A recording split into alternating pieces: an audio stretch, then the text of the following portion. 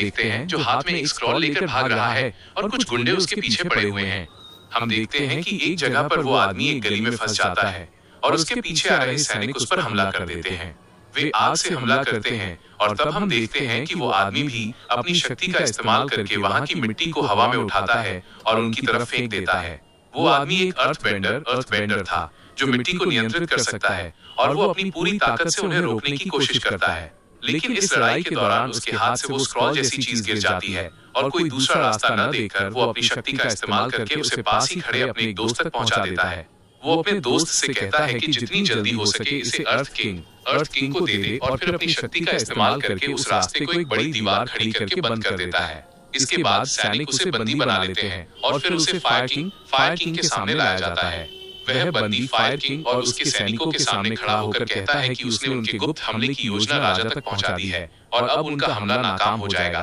तब राजा उसे असली सच बताता है कि उसने जानबूझकर उसे ये खबर ले जाने दी थी। जब सब लोग अर्थ किंग की मदद के लिए अपने सैनिक भेजेंगे तब वो एयरबेंडर्स पर हमला करेगा। ये सुनकर वो सैनिक पूरी तरह हैरान रह जाता है कि उन्होंने इतनी बड़ी चाल चली है।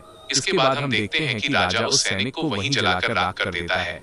इसके बाद हमें यहाँ की कुछ कहानी दिखाई जाती है कि यहाँ 4 तरह के साम्राज्य हैं, जिसमें सबसे पहले है वाटरबेंडर्स जो पानी को नियंत्रित कर सकते हैं। इसके बाद है अर्थबेंडर्स जो मिट्टी को नियंत्रित कर सकते हैं। इसके बाद है फायरबेंडर्स जो आग को नियंत्रित कर सकते हैं और साथ ही है एयरबेंडर्स जो हवा को नियंत्रित कर सकते हैं। और यहाँ हमें ये भी पता चलता है कि एक अवतार है जो इन चारों तत्वों हवा, पानी, मिट्टी और आग को नियंत्रित कर सकता है। एक सदर्न एयर टेंपल और ये है हमारा हीरो एंग जो कि एक एयर बेंडर है और एक बहुत ऊंची चोटी पर खड़ा है। तभी नीचे से उसके गुरु उसे आवाज देते हैं और बॉस, चूंकि हमारा एंग एक एयर बेंडर है तो वो हवा में उछल कूद करते हुए तरह तरह की कलाबाजियां खाते हुए आखिरकार स्टाइल से जमीन पर उतर आता है। भाई अब हमारा हीरो है तो थोड़ा स्टाइल मारना तो बनता ही है, वरना कैसे चलेगा। गुरु उससे पूछते हैं कि तुम आज ट्रेनिंग में क्यों नहीं गए।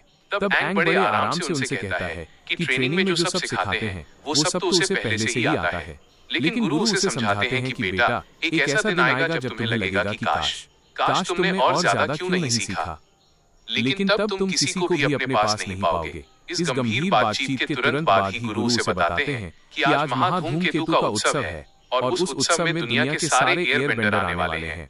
ये बात सुनकर एंग तो बहुत खुश हो जाता है और उनकी इन सब बातचीत के बीच ही हमें देखने को मिलता है कि आसमान में उड़ते हुए बाइसन्स का एक पूरा झुंड उड़ता हुआ आ रहा है और एंग सब भूलकर खुश होकर वहां से सीधा उनकी तरफ चला जाता है।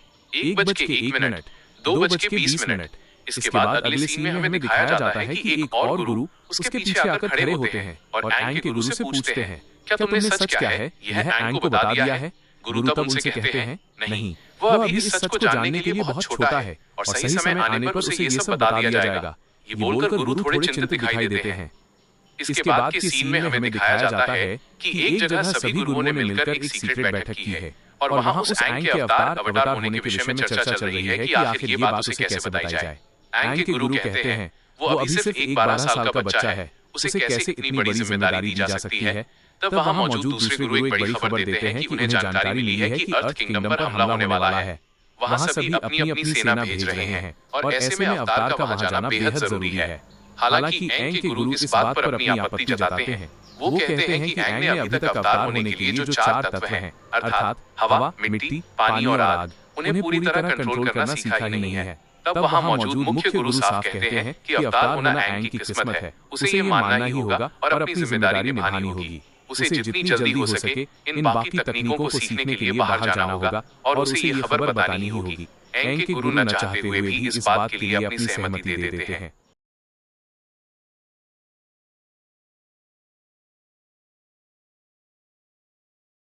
इसके बाद सीन चेंज होता है और देखा जाता है कि एंग और उसके गुरु किसी एक बड़ी मूर्ति के सामने खड़े हैं।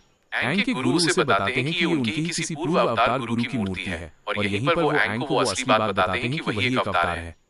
ये बात सुनकर एंग तो पूरी तरह चौंक जाता है और कहता है कि वो अवतार नहीं बनना चाहता। उसके गुरु उसे समझाते हैं कि अवतार होना उसका भाग्य है और उसे पूरी मानव जाति की रक्षा करनी होगी। एंग तो ये सब सुनकर यहीं पर रोने लगता है और अपने गुरु से कहता है कि वो ये नहीं बनना चाहता, वो अवतार नहीं बनना चाहता, बस यहीं रहना चाहता है। इसके बाद सीन एक बार फिर चेंज होता है और हमें दिखाया जाता है कि सब सो रहे हैं, लेकिन हमारा एंग बेचारा, वो तो ये सब सुनकर उसकी रात की नींद ही उड़ जाती है और वहां हमें आसमान में दिखाया जाता है एक लाल धूमकेतु। दोस्तों, ये धूमकेतु बहुत महत्वपूर्ण है जो बाद में पता चलेगा। एंग अपना मन खराब करके बाहर बैठा है और इस सुनसान रात में आसमान की तरफ देख रहा है। तभी उसका बाइसन पीछे की तरफ आता है और एंग उस पर चढ़कर अपना मन हल्का करने के लिए घूमने निकल जाता है। दूसरी तरफ हमें दिखाया जाता है कि वो फायर किंग का राजा अपनी भारी भरकम सेना लेकर हमला करने के लिए बिल्कुल रेडी हो गया है। और देखते ही देखते वो क्रूर राजा एक एक करके सभी मासूम एयरबेंडर्स को मारने लगता है। एंग के गुरु वहां से सभी बच्चों को एक टेंपल के अंदर छुपाने की कोशिश करते हैं और उसके बाद एंग एंग करके जोर जोर से आवाज लगाते हैं कि एंग कहाँ है। लेकिन वो तो ये नहीं जानते थे कि एंग मन खराब होने के कारण पहले ही बाहर घूमने निकल गया है। फायर किंग के लोग एक के बाद एक भयानक हमला करते हैं और पूरे साम्राज्य को जलाकर राख कर देते हैं।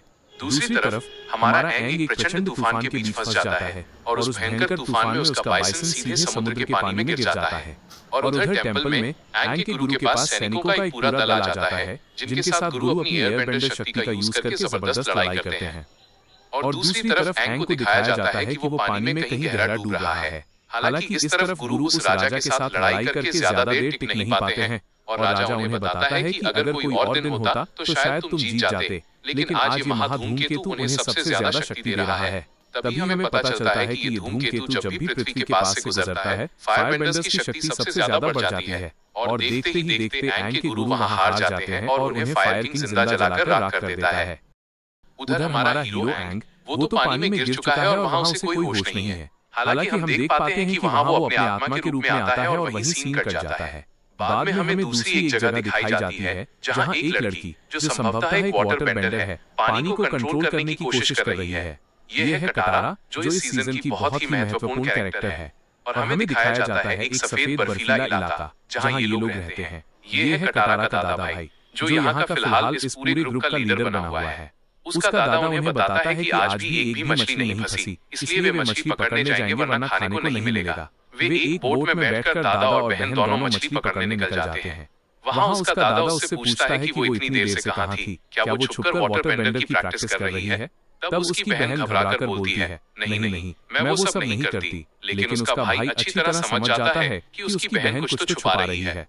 इसके बाद उन्हें कुछ मछलियां दिखती हैं और उस मछली का पीछा करते करते वे एक बहुत ही तेज धारा के बीच फंस जाते हैं।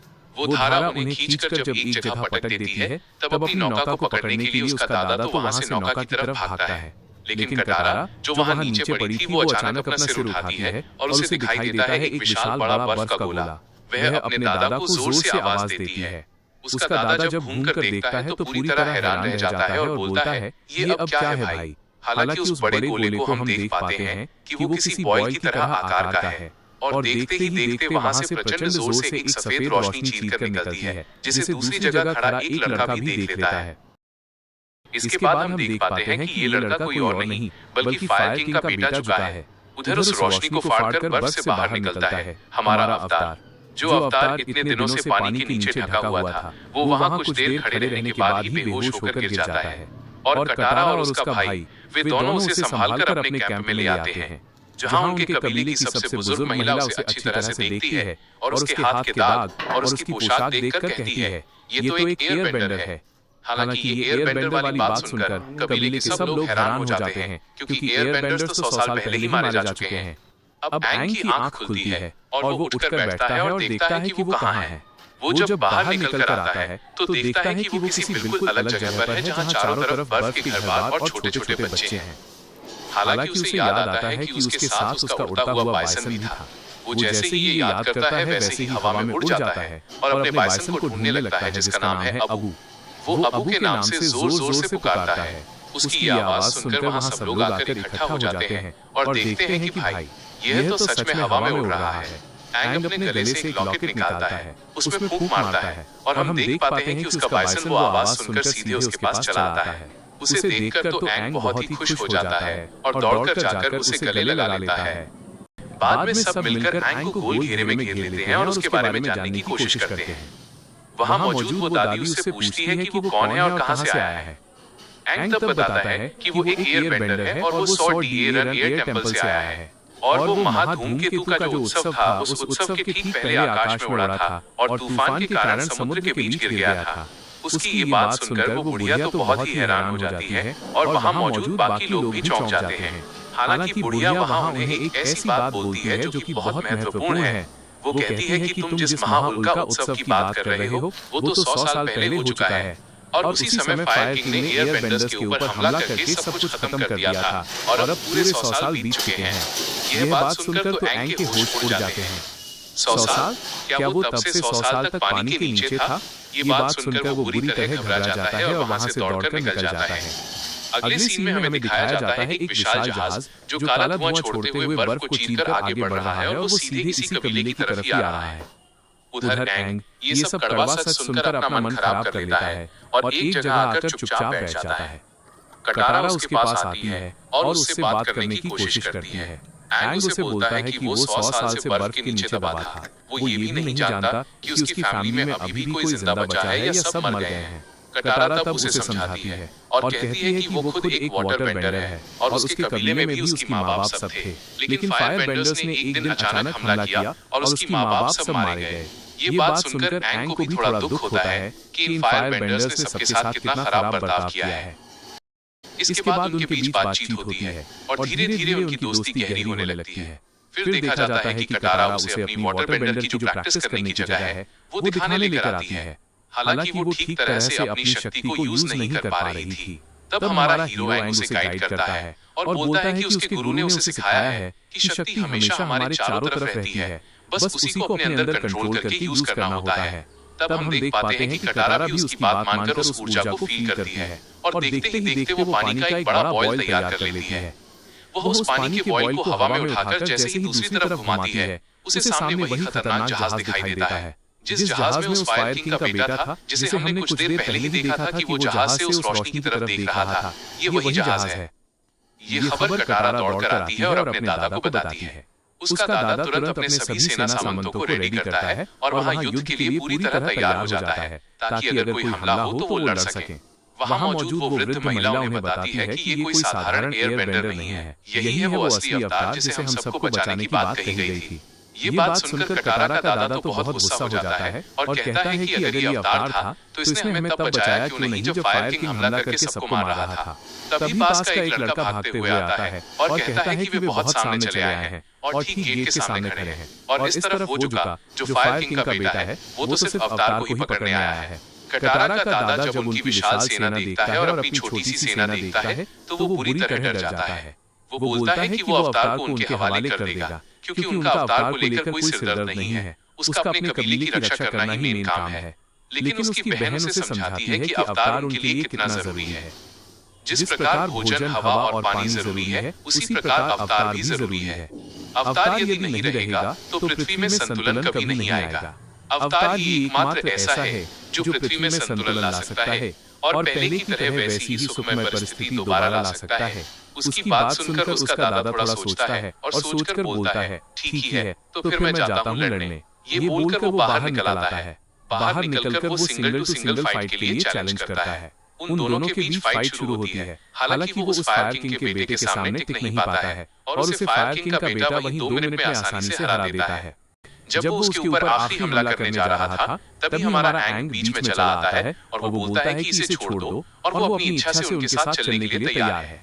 और वो जाने के समय कटारा के दादा को बोलता है कि बहुत बहुत धन्यवाद उसे बचाने के लिए और वो ये लड़ाई करने गया है।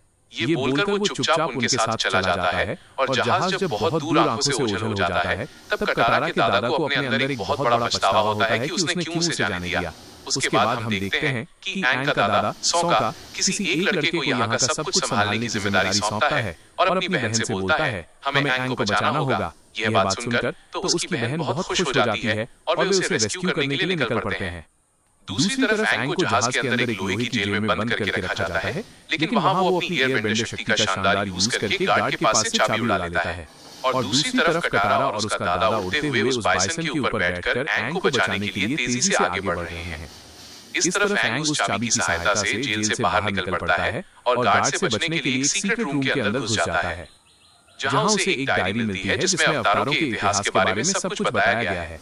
तो वो कैसे भी करके उस डायरी को अपने कपड़ों के अंदर छुपा लेता है।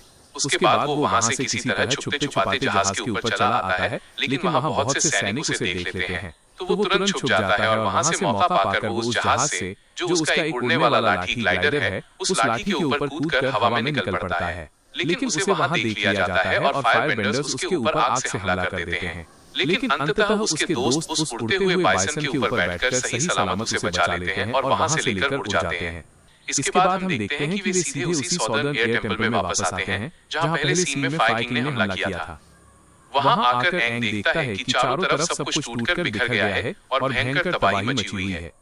वो उनका जो मुख्य मंदिर है उस मंदिर को देख पाता है और वहां अंदर जाता है। लेकिन अंदर जाकर उसे जो देखने को मिलता है उससे उसका दिल दहल जाता है। वहां उसके सबसे प्रिय गुरु का, जिन्हें वो जान से ज्यादा प्यार करता था, उनका कंकाल पड़ा हुआ था। ये देखकर उसकी आंखें फटी की फटी रह जाती हैं, आंसू निकल आते हैं और साथ ही साथ वो भयंकर गुस्से में आ जाता है। और गुस्से में जब वो पूरी तरह आउट ऑफ कंट्रोल हो जाता है तब उसका वो खतरनाक अवतार रूप अवतार स्टेट खुल जाता है। वहां हम देख पाते हैं कि एंग की पूरी आंखें और सिर पूरा सफेद रोशनी से चमकने लगता है और वो हवा में तैरने लगता है। हवा में उड़ते उड़ते वो एकदम पागलों की तरह बवंडर लाने लगता है। उसे इस भयानक रूप में देखकर वहां मौजूद कटारा और उसका दादा तो बहुत डर जाते हैं और वहां से अपनी जान बचाकर दौड़ते हैं। हालांकि इस तरफ एंग आउट ऑफ कंट्रोल होकर गुस्से में सब कुछ पूरा नष्ट कर रहा है। उसका दादा और बहन उसे बाहर से बहुत आवाज लगाते हैं, उसे बहुत पुकारते रहते हैं कि वो अपने होश में वापस आ जाए। लेकिन एंग तो उस समय कोई बात सुन ही नहीं पाता। वो तो अवतार रूप में आकर पूरी तरह आउट ऑफ कंट्रोल हो चुका है और वहां आसपास जो कुछ भी बचा है सब कुछ को तहस नहस कर रहा है। तभी अचानक उसके गुरु उसके मन के अंदर आते हैं और उसे शांत होने के लिए कहते हैं।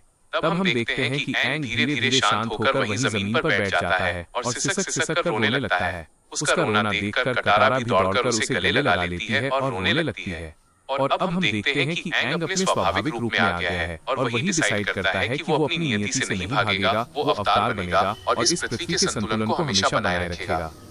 दूसरी तरफ सीन शिफ्ट होता है फायर किंग के बेटे जुका पर, जिसे दिखाया जाता है कि वो बहुत मन लगाकर अपनी कॉपी में एक तस्वीर बना रहा है और वो उस अवतार की तस्वीर बनाता है और उसे दीवार पर चिपका कर रखता है। और उस तस्वीर के सामने वो बड़ी प्रतिज्ञा लेता है कि चाहे जो भी हो जाए वो अवतार को जिंदा पकड़कर अपने बाप के पास लेकर जाएगा। और बॉस, यहीं पर इस धमाकेदार सीजन का फर्स्ट पार्ट एंड होता है। तो दोस्तों, कैसी लगी आपको ये स्टोरी? कमेंट में जरूर बताना। और हाँ, अगर इस वीडियो पर 100 लाइक्स आते हैं तो इसका नेक्स्ट पार्ट बहुत जल्दी लेकर आऊंगा। तब तक के लिए वीडियो को लाइक करो और चैनल को सब्सक्राइब करो।